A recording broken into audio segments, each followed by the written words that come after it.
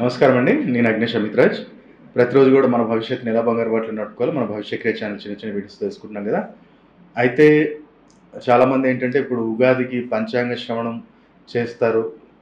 మీకు పంచాంగాలు రిలీజ్ అవుతాయి, అవి చూసుకుంటారు. దాంట్లో ఏంటంటే ఇక మేషరాశి వారికి, వృషభ రాశి వారికి, మిథున రాశి వారికి ఆదాయం ఇంత, ఖర్చు ఇంత, వ్యయం ఇంత, అలా అవమానము, రాజపూజ్యం ఇవన్నీ కూడా మనం చెప్పే అవసరం లేదు. పంచాంగం తీసుకొని మీరే చదవచ్చు.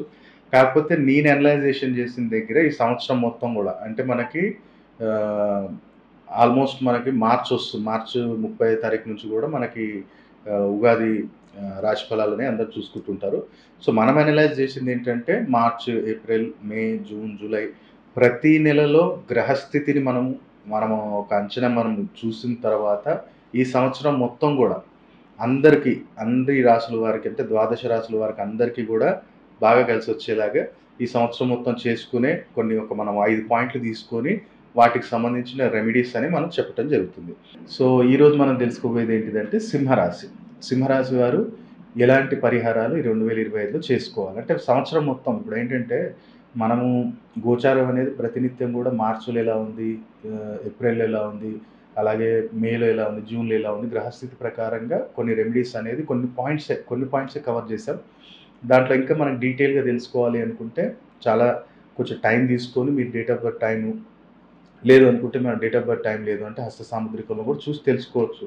అంటే గురుబలం ఉందా, శని బలం ఉందా, రవి బలం ఉందా, బుధ బలం ఉందా, శుక్రబలం ఉందా, కుజబలం ఉందా, రాహువ, కేతువ, కాలసర్పదోషం ఉందా, కుజదోషం ఉందా, చేతిరేఖలలో తెలుసుకోవచ్చు మనం. కాబట్టి మన దగ్గరికి వచ్చినప్పుడు మనం ఆస్ట్రాలజీ చూస్తాము, న్యూమరాలజీ చూస్తాము. పామిస్ట్రీ అంటే డేట్ ఆఫ్ బర్త్ టైం ఉన్నప్పుడు చేతిరేఖలు అవసరం లేదు, డేట్ ఆఫ్ బర్త్ టైం లేనప్పుడు చేతిరేఖలు చూస్తాం. అలాగే మనకి ఎలాంటి డైరెక్షన్స్లో ఉండాలి, ఎలాంటి కలర్స్ వాడాలి, ఎలాంటి మనం బ్రాండ్ వెహికల్ తీసుకుంటే మనకు కలిసి వస్తుంది, అలా మనం ప్రతిదీ కూడా మనం జాగ్రత్త తీసుకొని మన లైఫ్లో మనం ఈ సంవత్సరం జాగ్రత్తలు తీసుకుంటే తప్పకుండా మీరు అనుకున్న గోల్స్ అన్నీ రీచ్ అవుతారు. కాబట్టి ఇవాళ మనం తెలుసుకోబోయేది సింహరాశి.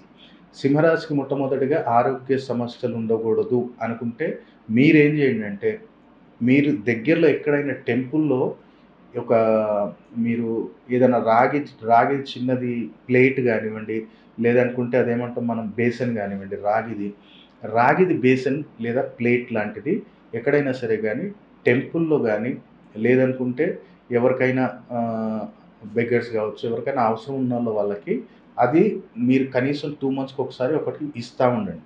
ఇది ఎవరికైతే సింహరాశి వారికి అనారోగ్య సమస్యల్ని దరిదాపులు కూడా రానికుండా ఈ సంవత్సరం మొత్తం కూడా సేఫ్ జోన్లో ఉంచుతుంది.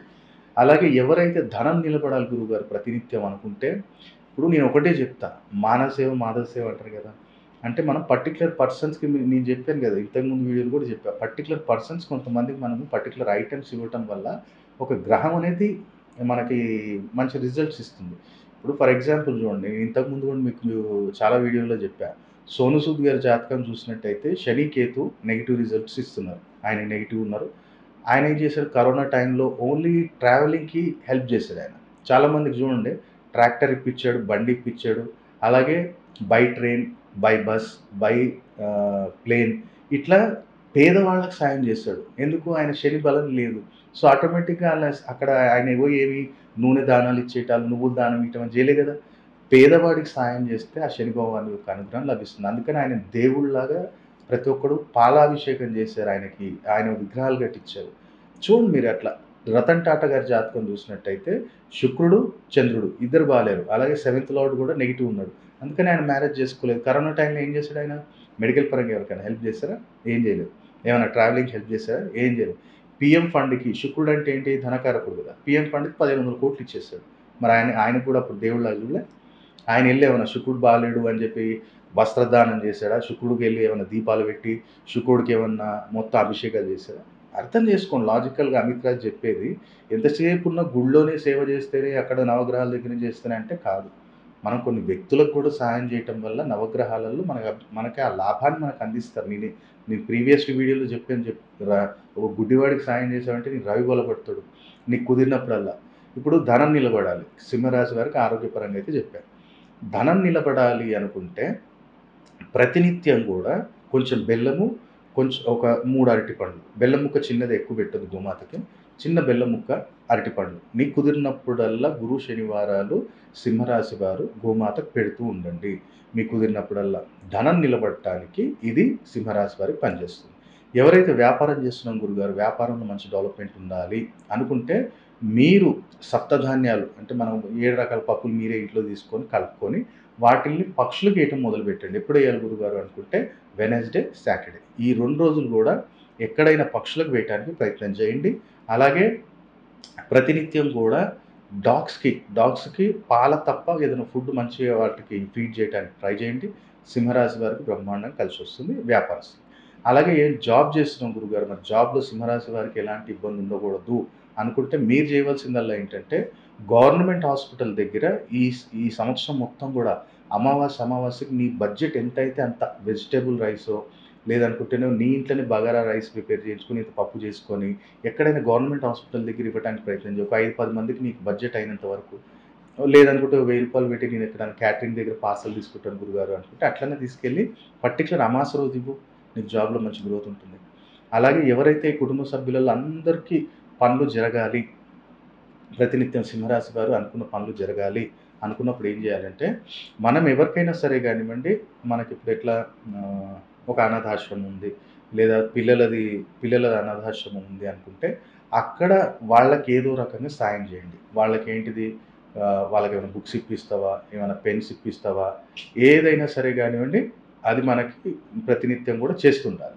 అది చేయటం వల్ల గూడా ఈ సంవత్సరం మొత్తం గూడా మీ ఇంట్లో వాళ్ళు అనుకున్న పనులలో మంచి సక్సెస్ అనేది లభిస్తుంది. కాబట్టి సింహరాశి వారు ఈ పరిహారాలు చేయండి. ఇంకా డెప్త్ అనలైజేషన్ చేసుకోవాలి. ఎందుకంటే నాకు చాలామంది ఇప్పుడు షష్టగ్రహ కూటమి వచ్చేస్తుంది. శని మారిపోతున్నాడు. శని, రాహు కలిసి 53 రోజులు కలిసి ఉంటున్నారు. ఇవన్నీ మనం అనలైజ్ చేసాం. కానీ ఎందుకు భయపెట్టియటం? సైకలాజికల్‌గా మీరు కూడా ఒకటి గుర్తుపెట్టుకోండి. ఒక పంచాంగం ఉగాది తర్వాత తీసి మనం చదవటం వల్ల నిన్ను నువ్వే డిసైడ్ చేసేసుకుంటున్నావు. ఈ సంవత్సరం నాకు లేదంట. నాకు ఆదాయం 10 అంట, వ్యయం 12 అంట. అంటే నువ్వు డిసైడ్ అయిపోయినావు. మరి ఇప్పుడు ఈ మేనిఫెస్టేషన్, అఫర్మేషన్ ఏం చెప్తుర్రు? నువ్వు ఆలోచించేసి వస్తాయంటుర్రు గదా! అదే మనం ఒక పాజిటివ్ థాట్ తోటి ఉండాలి. ఎందుకంటే కష్టపడంది నేనే ఇప్పుడు వీడియో చేయంది నా దగ్గరికేమి పరిగెత్తుకుంటూ రాదు. నేనేమి మాయమంత్రాలు చేయటం కాదు. కష్టపడాలి. కాకపోతే ఏంటంటే ఈ జ్యోతిష్యము, న్యూమరాలజీ, వాస్తు అనేది ఏంటంటే ఒక స్మార్ట్ వర్క్. ఒక అడిషనల్ హెల్పే తప్ప వీటిలల్లో మాయలు, మంత్రాలు ఏం లేవు. ఇదొక సైంటిఫిక్ విధానం మనకి. జరగబోతున్న ఈవెంట్స్ మనం ప్రిడిక్ట్ చేసుకోవటం. ఏ సంవత్సరంలో నాకు మ్యారేజ్ అవుతుంది? మ్యారేజ్ అయిన తర్వాత మా ఇద్దరిలో మ్యూచువల్ అండర్‌స్టాండింగ్ ఉంటుందా? లేదా మ్యారేజ్ అయిన తర్వాత నాకేమైనా ఫైనాన్షియల్ లాసెస్ వస్తాయా? లేదా మ్యారేజ్ అయిన తర్వాత నా మిసెస్‌కి ఏమైనా హెల్త్ ఇష్యూస్ వస్తాయా? లేదంటే మ్యారేజ్ అయిన తర్వాత ఈమె కన్సీవ్ అయ్యి ఏమైనా మిస్‌క్యారేజ్ అయ్యే ఛాన్సెస్ ఉన్నాయా? లేదంటే పుట్టినోడు నాకు సరిగ్గా నాకు సంతాన యోగం ఉందా? లేదా నా మాట ఇంటడా లేదా? లేదనుకుంటే నా మ్యారేజ్ అయిన తర్వాత నా బిజినెస్ ఏమైనా డౌన్ అయితదా?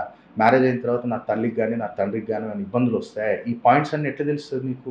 ఒక జాతకాన్ని మనం అనలైజ్ చేసినప్పుడు, నీ డి9 చార్ట్‌ని అనలైజ్ చేసినప్పుడు, నీ డి7 చార్ట్‌ని అనలైజ్ చేసినప్పుడు, నీ డి11 చార్ట్‌ని అనలైజ్ చేసినప్పుడు, ఇవి నా దగ్గరికి అగ్నేశమిత్రాజ్ దగ్గరికొచ్చినప్పుడు, నేను ఈ పాయింట్స్ అన్నీ అనలైజ్ చేస్తాను. ఒక 40 మినిట్స్ టైం. మీరు రాగానే డేట్ ఆఫ్ బర్త్ టైం చెప్పంగానే ఒక 10 నిమిషాలు ఇవన్నీ చార్ట్స్ అనలైజ్ చేసుకున్న తర్వాత, చలో మీరు రాసుకోండి. రెమెడీస్ రాసుకోండి. రికార్డ్ చేసుకోండి. పరిహారాలు. లైఫ్ టైం చేసుకోవాలి. స్టోన్స్ ఒకటి చెప్పినా వాళ్ళకి లైఫ్ టైం చెప్తాం. కాబట్టి ఇన్ని పాయింట్స్ ఉంటాయి. అదొక పంచాంగం చూసుకొని నేను అందుకనే జనరల్ రెమెడీస్ చెప్పేసాను. ఇంకా డెప్త్ అనలైజేషన్ ఉంటుంది. కాబట్టి మీరు కూడా డేట్ ఆఫ్ బర్త్ టైం ఉంటే మంచి ఆస్ట్రో న్యూమరాలజిస్ట్‌ని కలవండి. ఈ సంవత్సరం అదృష్టవంతంగా మారాలని కోరుకుంటున్నాను.